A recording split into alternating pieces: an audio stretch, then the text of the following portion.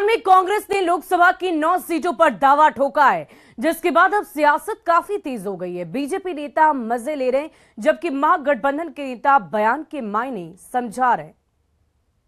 Congress party जितनी सीटों पर लड़ी थी उतनी सीटों पर कांग्रेस पार्टी को जरूर लड़ेगी। मेरे रास्ते कांग्रेस का अगर उचित प्रतिनिधित्व नहीं मिलेगा तो किसके रिजिम में सभा में किसका सीट है? मेरा ही तो एक सीट है। 2024 के लोकसभा चुनाव के लिए ज्यादातर विपक्षी दल INDIA गठबंधन की छतरी के नीचे तो आ गए हैं, लेकिन क्या सीटों का बंटवारा हो पाएगा?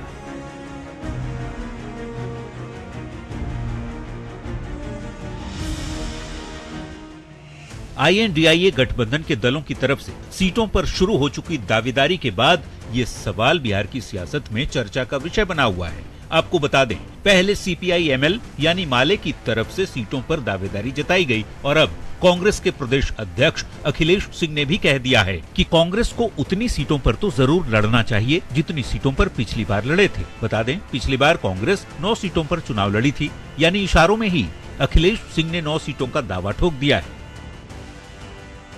मेरे रास्ते कांग्रेस का अगर उचित प्रतिनिधित्व नहीं मिलेगा तो किसके रिजिम में मिलेगा? बात साफ है। लेकिन मुझे लगता है कि कांग्रेस पार्टी जितनी सीटों पर लड़ी थी उतनी सीटों पर कांग्रेस पार्टी को जरूर लड़ेगी। बिहार में लोकसभा की सीटों पर माले के बाद कांग्रेस की दावेदारी ने बीजेपी को बैठे बिठाए बोलने का मौका दे दिया है। अब आया ऊंट पहाड़ के नीचे।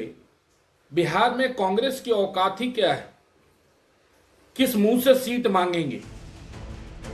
वहीं JDU और RJD के नेताओं का कहना है कि ये कोई विवाद का मसला है ही नहीं, आपसी सहमति से सब कुछ सुलझ जाएगा। इसलिए सीट शेयरिंग का मसला हो या अन्य जो भी मुद्दे हैं, वो इंडिया गठबंधन की बैठक में गठबंधन के सभी वरिष्ठ नेता मिल बैठ कर लेंगे और हमें नहीं लगता है कि कहीं भी कोई समस्या आने वाली है। तो शीर्षस्थ नेतृत्व के द्वारा जब बैठकें की जाएंगी तो स्पष्ट रूप से सारे मामले सामने आ जाएंगे, कहीं कोई दिक्कत नहीं है। पिछले लोकसभा चुनाव में नीतीश कुमार की JDU महागठबंधन में शामिल नहीं थी। इसकी वजह से कांग्रेस को 9 सीटें मिल गई थी, लेकिन अब 16 लोकसभा सांसदों वाली नीतीश की पार्टी भी महागठबंधन में शामिल है। ऐसे में सवाल है कि कांग्रेस की डिमांड पूरी होगी या फिर INDIA में सीटों पर घमासान होगा। न्यूज 18 के लिए पटना से संजय कुमार, धर्मेंद्र और शैलेंद्र कुमार की रिपोर्ट। वहीं सनातन धर्म पर अमर्यादित टिप्पणी को लेकर मुजफ्फरपुर के सिविल कोर्ट में परिवाद दायर किया गया है। द्रमुक के सांसद ए राजा और कर्नाटक सरकार के मंत्री प्रियांक मल्लिकार्जुन खड़गे के खिलाफ परिवाद दायर कर दिया गया है। इस परिवाद को मुजफ्फरपुर के अधिवक्ता सुधीर कुमार ओझा ने दर्ज कराया है, जिस पर CJM कोर्ट ने सुनवाई के लिए 16 सितंबर की तिथि मुकर्रर की है। अगर इस मामले में दोष सिद्ध हो जाता है तो 1 साल से 3 साल तक की सजा हो सकती है। हमने आज माननीय CJM मुजफ्फरपुर की अदालत में दोनों के खिलाफ एम राजा और प्रियांक मल्लिकार्जुन खड़गे जो मंत्री हैं, दोनों के विरुद्ध एक आपराधिक मुकदमा IPC की धारा 500, 504, 295, 295A, 153, 153A और 120B के तहत यह मुकदमा माननीय CJM मुजफ्फरपुर अदालत में दर्ज कराया है। तो आरोप लगाया है कि जानबूझ करके करोड़ों हिंदुओं की भावना, सनातनियों की भावना को न बल्कि ठेस पहुंचाने बल्कि सनातन धर्म को समूल नष्ट करने का एक साजिश जो रचा गया है, यह कानूनी रूप से तो अवैध है ही। और 2 दिनों के लखीसराय दौरे पर पहुंचे JDU के राष्ट्रीय अध्यक्ष और मुंगेर से सांसद ललन सिंह ने रोजगार के मुद्दे पर केंद्र सरकार पर जमकर निशाना साधा है। ललन सिंह ने कहा है कि हर साल 2 करोड़ की नौकरी का सब्ज बाग दिखाया गया था, लेकिन 9 साल बाद भी हकीकत यही है कि इंजीनियर और MBA की डिग्री लेने के बाद भी लाखों युवा 5,000 रुपए की नौकरी तक के लिए भटक रहे हैं। अपने पिताजी को, माताजी को गोड़ हाथ जोड़ रहा, कह रहा है कि अबरी पापा मम्मी वोट दे दो हम मोदी जी की, हमने को नौकरी मिल जाए। फिर माता पिता को भी मोह था पुत्र को नौकरी मिल जाए, किसी को भी हो सकता है, उन्होंने वोट दे दिया। अब वही नौजवान जो छोड़ कर आके अपने माता पिता से कह रहे थे हम लोग के यहाँ आते हैं और कहते हैं कि 5,000 रुपया का नौकरी भी हम लोग को नहीं मिल रहा है, इंजीनियरिंग का डिग्री लेके ढूंढ रहे हैं। ऐसा है, ऐसी सरकार है, क्या ऐसी बात बनाने। और अगली खबर मुंगेर से आपको बताएं, जहां 4 सितंबर से गायब क्यूआरटी का सिपाही राहुल कुमार का अब तक कोई पता नहीं चल पाया है। राहुल कुमार के रिश्तेदार किसी अनहोनी की आशंका जता रहे हैं। वहीं पुलिस विभाग गायब जवान मामले की जांच कर रहा है। राहुल कुमार जिस बैरक में रहते थे, उस बैरक में रहने वाले जवानों का बयान दर्ज कराया गया है। साथ ही बैरक के सीसीटीवी को भी खंगाला जा रहा है। आपको बता दें कि पूर्णिया के रहने वाले राहुल कुमार मुंगेर में तैनात हैं और 25 साल का राहुल 2021 में सिपाही में बहाल हुआ था। 4 भाइयों में राहुल सबसे छोटा है। राहुल के रिश्तेदार पुलिस से उसे जल्द से जल्द खोजने की गुहार लगा रहे। कॉल डिटेल्स चेक कर रहे हैं और उनका सीसीटीवी सीसीटीवी चेक करने के लिए, और कहीं में कुछ अन्य अनुसंधान का बिंदु है, सारे हम लोग एंगल से चेक करने के लिए उनको बोले। और आईएनडीआईए गठबंधन पर प्रशांत किशोर का बयान सामने आया है। प्रशांत किशोर ने कहा कि आईएनडीआईए नाम रखना रणनीतिक तौर पर स्मार्ट मूव है, लेकिन नामकरण से जीत हार नहीं होती है। लीडरशिप में विश्वास होना चाहिए। आईएनडीआईए की लीडरशिप में विश्वास होगा तभी वोट भी मिलेगा। नाम नहीं, कैरेक्टर और काम से ही पहचान मिलती है। वो स्ट्रेटेजिकली स्मार्ट मूव है। अपने आप को इंडिया बता देना, अपने अलायंस को इंडिया बताना या बताने की कोशिश करना, लेकिन सिर्फ नामकरण से किसी की जीत हार नहीं होती है। जनता इससे ज्यादा समझदार है। अगर इंडिया के नैरेटिव में, इंडिया के लीडरशिप में, इंडिया के कार्यकलाप में, इंडिया अलायंस के जनता का विश्वास होगा, वो मत देंगे तभी मत मिलेगा। और डुमरी उपचुनाव में जेएमएम की जीत पर कांग्रेस विधायक अजीत शर्मा ने खुशी जाहिर की है। अजीत शर्मा ने कहा है कि देश में महंगाई और बेरोजगारी चरम पर है। जनता बीजेपी को सत्ता से हटाने का मन बना चुकी है। अभी सुन रहे हैं आप, झारखंड मुक्ति मोर्चा वहां जीत दर्ज कर रही है। और जब से ये गठबंधन बना है इंडिया का, आईएनडीआईए, जो सभी पार्टियां, इसमें झारखंड मुक्ति मोर्चा तो पहले से कांग्रेस के साथ रही है, और जो उसके गठबंधन जो केंद्र में सरकार में है, वह जो महंगाई नहीं रोक पाई, बेरोजगारी नहीं खत्म कर पाई, युवकों को रोजगार नहीं दे पाई, त्रस्त है पूरा देश। उसका रिजल्ट आप देख रहे हैं उपचुनाव में। खबर मुजफ्फरपुर से, जहां सीजेएम कोर्ट में सीएम नीतीश कुमार के खिलाफ परिवाद दायर किया गया है। मामला 243 लोगों की मौत से जुड़ा हुआ है। सीजेएम कोर्ट में नीतीश कुमार, उत्पाद आयुक्त विनोद सिंह, गुंजयलाल सहित राज्य भर के सभी उत्पाद अधीक्षकों के खिलाफ परिवाद दायर कर दिया गया है।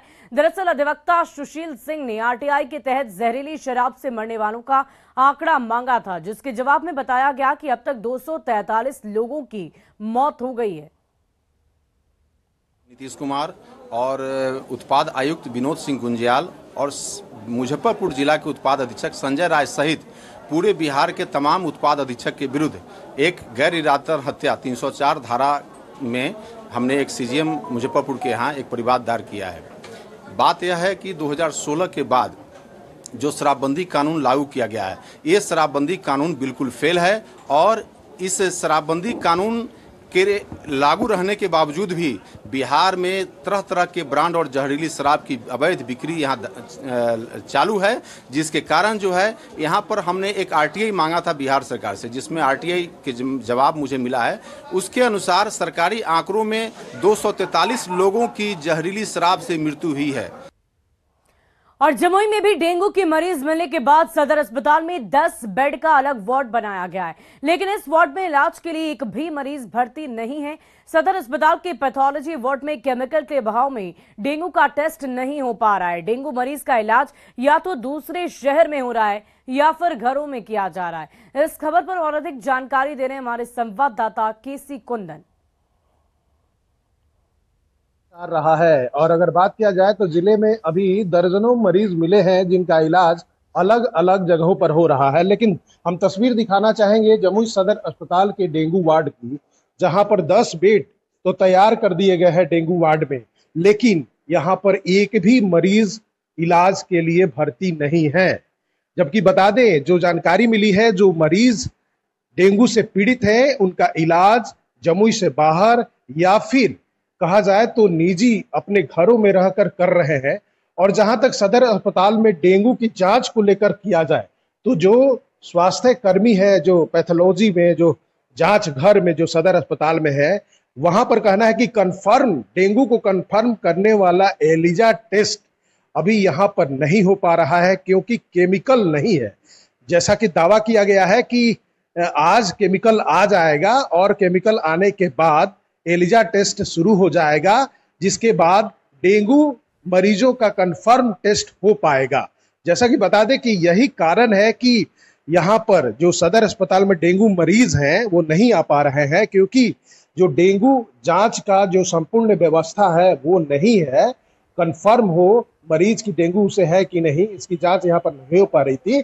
लेकिन जो स्वास्थ्य कर्मी है उनका कहना है कि आज ये व्यवस्था पूरी हो जाएगी। फिलहाल डेंगू मरीज तो जिले में है, लेकिन सदर अस्पताल में बना हुआ डेंगू वार्ड है, वहां पर एक भी मरीज नहीं है। केसी कुंदन, न्यूज 18, जमुई। और इस बीच मुजफ्फरपुर से आपको बड़ी खबर बताएं, गैस एजेंसी में लूटपाट की वारदात को अंजाम दिया गया है। 2 लाख रुपए लेकर लुटेरे भाग गए। 8 की संख्या में अपराधी आए थे, लुटेरे आए थे, जिन्होंने इस पूरी घटना को अंजाम दिया है। कर्मचारियों को बंधक बनाया और तब लूटपाट की घटना को अंजाम दिया है। सदर थाना क्षेत्र के मैदापुर में लूटपाट की गई है। सदर थाना कि मैदापुर में ये लूटपाट की घटना को अंजाम दिया गया है। मुजफ्फरपुर से ये आपको बड़ी खबर बता रहे हैं, जहां गैस एजेंसी में लूटपाट हुई है। ये 7 बजे के आसपास है, 6:55 के आसपास 2 ग्राहक बन के गैस लेने के लिए आए थे। मेरे स्टाफ को कहे गेट खोलने के लिए, गेट नहीं खोल रहा था। उसने कहा गैस लेना जरूरी है हमें। इसने कहा कार्ड दिखाओ, उसने कहा बिना कार्ड के आए हैं गैस लेने के लिए। इसने गेट को खोला, बारी बारी से 8 आदमी था, भीतर घुसे हैं और भीतर घुस करके गैस को पूरा लूट लिया। उसके बाद हम लोग को 3 लड़का थे, तीनों लड़का के मारा पीटा है।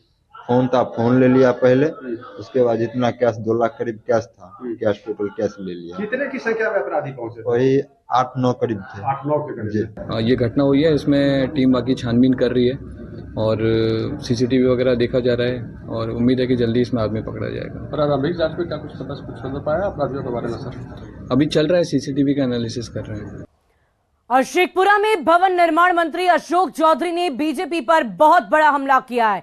अशोक चौधरी ने कहा है कि अगर बीजेपी की सरकार बनी तो संविधान के साथ देश का तिरंगा झंडा की जगह भगवा झंडा फहरा दिया जाएगा। मंत्री अशोक चौधरी ने कहा कि भाजपा आरक्षण विरोधी है और देश से आरक्षण को समाप्त करना चाहती है।